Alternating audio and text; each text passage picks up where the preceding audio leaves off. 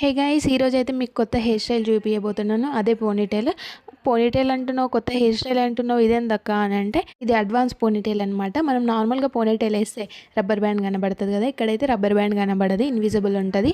హెయిర్తోనే మొత్తం కవర్ అయిపోద్ది అనమాట. వీడియోలోకి వెళ్ళిపోతే ఫస్ట్ మనం హెయిర్ అయితే మంచి కోమ్ చేసుకోవాలి. ప్రతిసారి నేనైతే అది చెప్తున్నాను, ఎందుకంటే వితౌట్ కోంబింగ్ మన హెయిర్ అనేది అసలు వేసుకోవడానికి రాదు, చిక్కులు పడిపోతుంది అనమాట. మధ్యలోనే వదిలేసాం ఆ హెయిర్ని అయితే మంచి కోమ్ చేసుకొని 2 పార్ట్స్ తీసుకోవాలి. పై పార్ట్ వచ్చేసి పైన క్లిప్ పెట్టుకోవాలి, సెకండ్ పార్ట్ వచ్చేసి 2 పార్ట్స్గా డివైడ్ చేయాలి. ఇప్పుడు చూపిస్తున్న విధంగా ఆ పైన పార్ట్ తీసేసి దాని నుంచి ఇదైతే రౌండ్ అయితే టై చేయాలి. నార్మల్గా మనం ముడేట్లేసామో అలా ముడేసుకోవాలన్నమాట.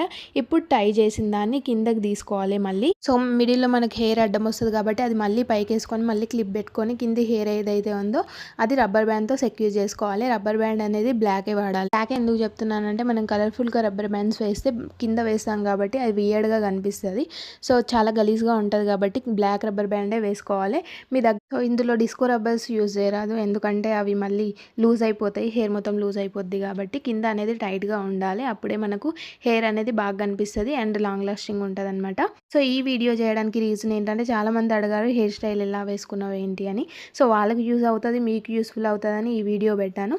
సో ఈ రోజుకైతే ఈ వీడియో అంతా, నెక్స్ట్ వీడియోలో కలుద్దాం. Until then bye. Subscribe my channel and like, comment. ఒకవేళ మీరు ట్రై చేసి కమెంట్ చేయండి ఎలా వచ్చింది.